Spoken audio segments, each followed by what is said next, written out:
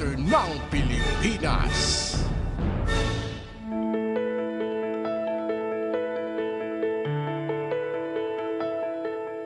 Sedentary living due to pandemic restrictions is leading to lifestyle diseases. For instance, people working from home are becoming less physically active and binging more on snacks that are higher in salt, fat, and unwanted sugar. One common condition resulting from these behaviors is hypertension, and one of the most dangerous and also one of the conditions. That is why it's called the silent killer, but it doesn't have to be. I'm Dr. Freddy Gomez and we'll bring you the knowledge and care you need, especially in this time of COVID-19. You're watching MedTalk Health Talk on CNN Philippines.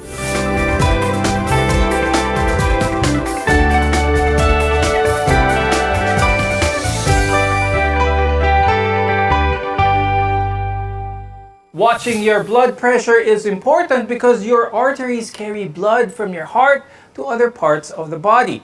Our guests today will talk about this topic and share their knowledge. Let's welcome Dr. Eduardo Yambao Jr. He's a cardiologist from the Asian Hospital and Medical Center. Also with us is Dr. Romel Punongbayan, who is an internal medicine and hypertension specialist from the Medical City Clark and Bulacan Medical Center. Most of the time, hypertension has no obvious symptoms to indicate that something is wrong. One thing you can do to protect yourself is by checking your blood pressure. In a blood pressure reading, there are two numbers, itong systolic and the diastolic. I'll start the conversation with Doc Ome.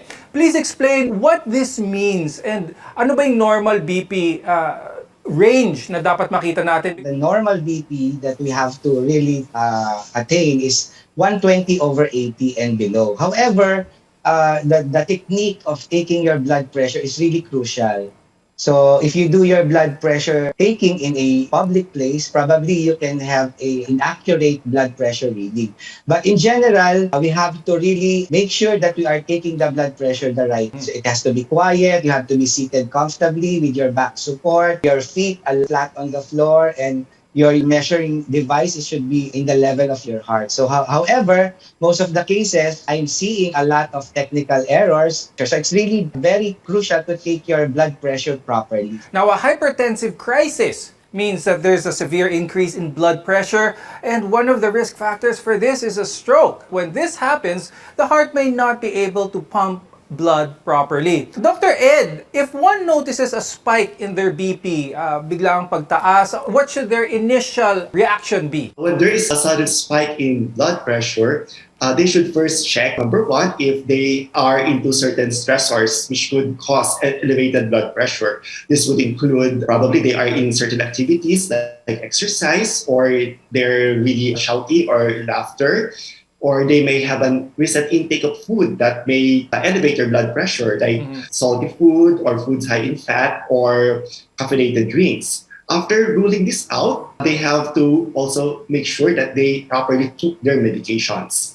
But if the blood pressure is still on the high side, then they might need to immediately sought consult with their attending doctor, or if it doesn't really go down, they should go to the emergency room. Now, hypertension is one of the leading causes of illness and of premature death here in the Philippines. The usual suspects that may cause this are the food we eat. In the Philippines, we love to eat fatty and oily food such as adobo and sisig, which can contribute to an increase in someone's blood pressure. Dr. Ome, aside from a person's diet, what are some of the risk factors for hypertension? Actually, the more common really risk factor for hypertension is number one, genetics. Then the more popular ones are alcohol intake, smoking, being sedentary or doesn't have any physical activity. Even obesity and diabetes mellitus are the more common risk factors for hypertension. We already know that smoking is bad for our lungs, but it also increases our risk for heart disease as well as hypertension. Dr. Ed, explain naman natin yun. How does this happen naman? Why is smoking always the culprit sa lahat ng mga masamang bagay sa katawan? The nicotine in the cigarette can cause the blood vessels or the tubes that carries blood in the body to weaken, or they become narrow also. The nicotine also leads to faster heartbeat. And this all leads to an elevated blood pressure. That's why if we will quit smoking, the blood vessels will improve, the blood pressure decreases, and the risk for heart disease or heart attack will also decrease. Now, aside from smoking, drinking too much alcohol can also increase our blood pressure to unhealthy levels. Having more than 3 drinks temporarily increases the blood pressure, but repeated binge drinking can lead to long-term increases. How does alcohol affect someone's blood pressure? When a person drinks alcohol, so usually the heart rate increases because it excites our body. And with the increasing heart rate, there would be a concomitant increase in blood pressure. And if there would be a constant exposure to this increase in heart rate, then patient would eventually have long-term hypertension and would not just be a situational increase in blood pressure. Earlier, you mentioned that one of the really significant factors sa hypertension ay ang genetics or napagmamanahan nito.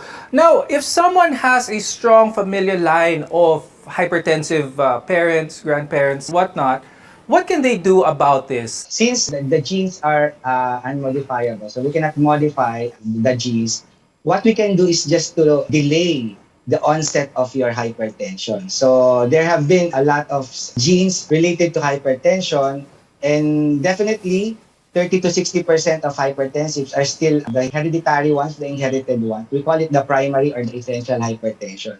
So technically, what we can do is just to delay by modifying our lifestyle.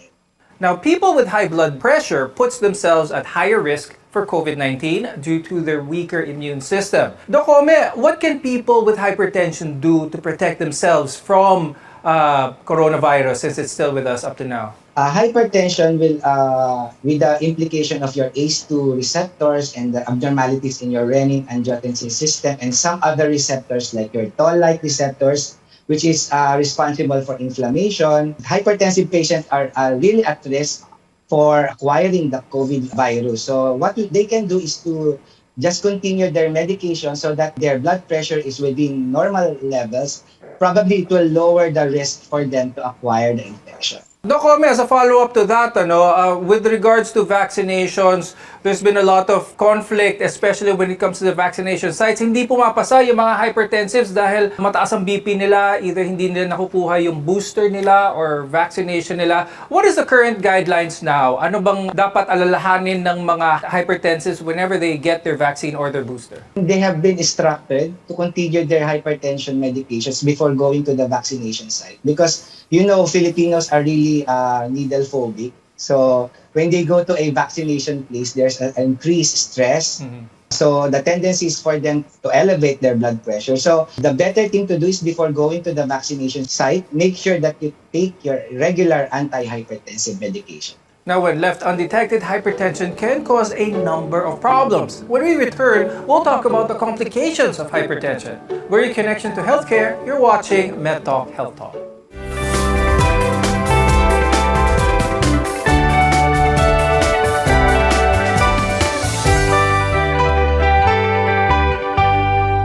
SMC, San Miguel Corporation. Bisag unsang industriya ang sudlan niini, tinguha sa SMC ang pag-uswag o paglambo sa mga Pilipino. Karon, gikan sa SMC, aniya na ang SMC Davao Cement. SMC Davao Cement. Gama sa Davao, para sa Mindanao. SMC Davao Cement. Ato ni Bay.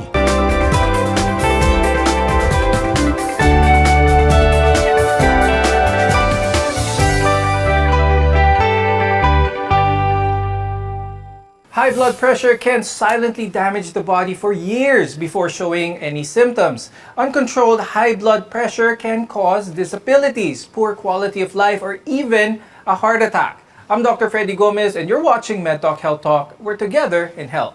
The excessive pressure on your artery walls caused by high blood pressure can damage your blood vessels as well as other organs. Now, the higher the blood pressure and the longer it goes uncontrolled, the greater the damage here. Now, Dr. Ed, what are the most common complications that are caused by consistently elevated, uncontrolled high blood pressure? There are a lot of complications from uncontrolled high blood pressure. This includes heart attack or stroke, heart failure or inability of the heart to adequately supply oxygen throughout the body. Aneurysm can also arise, which means there is weakening and bulging in the walls of the blood vessels. Patients can also have eye problems like blurring of vision, bleeding in the eyes, or double vision. And long-term, uncontrolled high blood pressure can eventually also damage the kidneys. Healthy arteries are flexible, they're strong, they're elastic, and their inner lining is smooth so that blood flows freely to supply vital organs and tissues with nutrients as well as oxygen. Now, hypertension gradually increases the pressure of blood flowing through those arteries. Dr. Ed, when it comes to our arteries, a lot of our viewers are familiar with cholesterol and its effects on the heart. What is the relation with this with elevated high blood pressure? If there is elevated high blood pressure, the arteries in the heart and the rest of the body becomes less elastic. And when they become less elastic, they cannot function well, which is they cannot supply the adequate oxygen and nutrients. Because of this, heart disease can eventually happen. That's why in prolonged and uncontrolled hypertension, patient can have heart failure, or they could also have ischemic heart disease, or the heart muscle not having adequate oxygen, or eventually they could have heart enlargement. And they would feel shortness of breath, they could experience chest pain, or they get tired easily when this happens. Now, elevated blood pressure, as explained, can cause many heart problems such as coronary artery disease, enlarged left heart, as well as heart failure, as Dr. Ed mentioned. But Dr. Ed, nowadays we associate all of these elevated blood pressure with a certain body type, with diet, too much cholesterol in the diet, too much unhealthy eating or whatnot. But is that the case nowadays? Meron bang itsura ang isang hypertensive? Or can someone look healthy outside but still be hypertensive? A person can look normal outside, like for example, being on the normal weight, normal build, but can still be hypertensive. And because genetics, as what Dr. Punumbayan also mentioned, do play a big role in high blood pressure. This brings to the importance of having a regular follow-up and regular monitoring of blood pressure. And other factors like food, obesity could just factor in or further aggravate a person with genetically predisposed condition to develop hypertension. Now, hypertension can also damage the brain because our brain depends on a nourishing blood supply to work properly.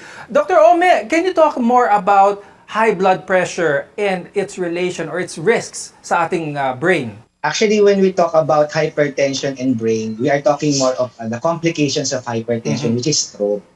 And it's around less than 50% of the time, hypertension is the cause of stroke. So this can lead to morbidity like paralysis or poor quality of life, and some even die because of a certain fatal stroke due to hypertension. Kidneys filter excess fluid and waste from the blood, a process that requires healthy blood vessels. Now, high blood pressure can damage those blood vessels, as we learned earlier, in and leading towards the kidneys. Dr. Ome, explain natin yon, yung link naman with hypertension and paano naapektuhan ng ating kidneys. Hypertensive patients has an elevated sympathetic tone and endothelial dysfunction. There is also water retention and salt retention. Eventually, will destroy the blood vessels of the kidney. And this will lead, at worst, they go to dialysis. Let's talk about the eyes, because hypertension can also damage the blood vessels that supply blood to the eyes. And this can cause retinopathy, choroidopathy, or even optic neuropathies. Dr. Ome, pag-usapan naman natin yon, yung link of hypertension sa mata. Because when you are hypertensive, your blood vessels in the eyes, specifically at the retina, will have some abnormal changes.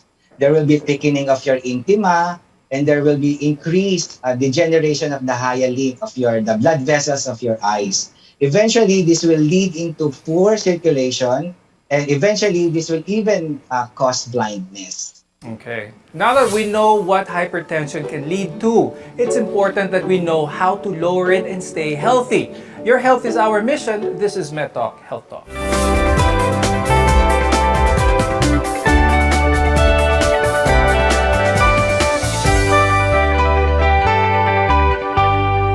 SMC, San Miguel Corporation.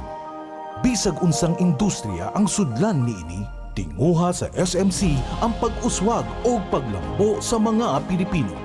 Karon, gikan sa SMC, aniya na ang SMC Davao Cement. SMC Davao Cement. Gama sa Davao, para sa Mindanao. SMC Davao Cement. Ato ni Bay.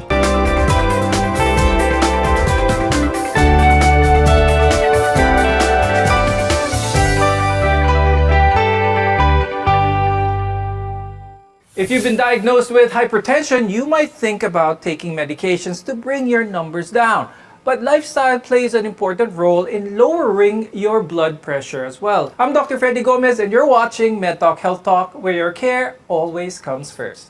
If you successfully control your blood pressure with a healthy lifestyle, you might avoid, delay, or even reduce the need for medications. Dr. Ome, what lifestyle changes should one make to lower their blood pressure? Diet and lifestyle really has a great impact on the blood pressure. So we have to have a regular exercise, not being sedentary. So at least it's more of most days of the week, at least a 30 minutes moderate intensity cardio or aerobic exercise.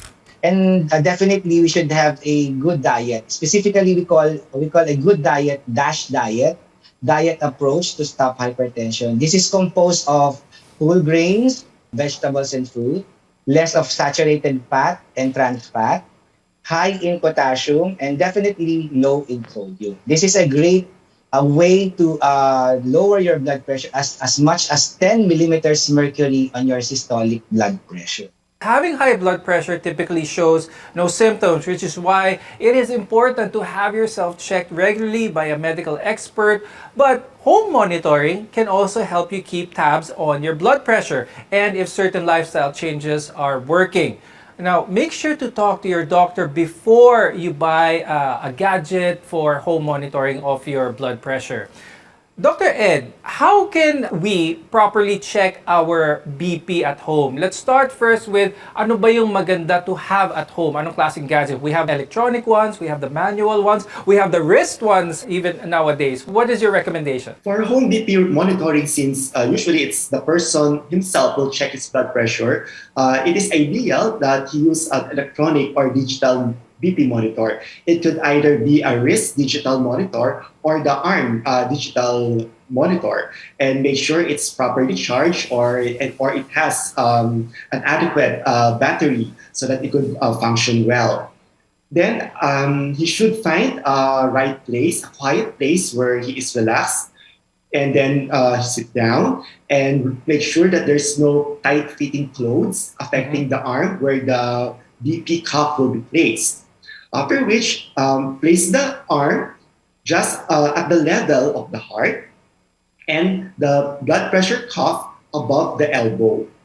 Okay. Then the person should keep still and quiet while the machine is taking the blood pressure. Then after taking the measurement, he could take another 2 or 3 readings, then compare it. And ideally, the person should also record the blood pressure measurement so that he could show the readings to his doctor on follow-up. Now, Dr. Ome, nowadays with technology, there are a lot of gadgets that help with monitoring one's blood pressure. Even watches can do it nowadays. But how accurate are these? Are these something that gives as accurate an information as those as what hypertension specialists or cardiologists use in their clinic? Actually, most of the wearables, we call it the wearables, are still in the process of validation. Some of the gadgets can monitor your heart rate, can monitor the calories burned. But regarding the blood pressure, I'll still recommend those machines that has been mentioned by Dr. Ed. So these are more accurate because they are validated already. And fitness trackers are just probably an adjunct to the risk factors, like if you do exercise, how many calories do you burn, what is your target heart rate. Probably this is the practical usability of your tracker to track your physical activity and your parameters while doing some interventions to alleviate your high blood pressure. Now, this discussion was indeed very helpful. And with that, I'd like to thank cardiologist Dr. Eduardo Yambao Jr. and hypertension specialist Dr. Romel Punongbayan for sharing your expertise with all of us today. Hypertension may be the silent killer, but it can often be prevented or reduced by eating healthy, maintaining proper weight, regular exercise, and not smoking. We want to be your partner for a lifetime of good health. I'm Dr. Freddy Gomez, and this is Med Talk Health Talk on CNN Philippines. We'll see you next time.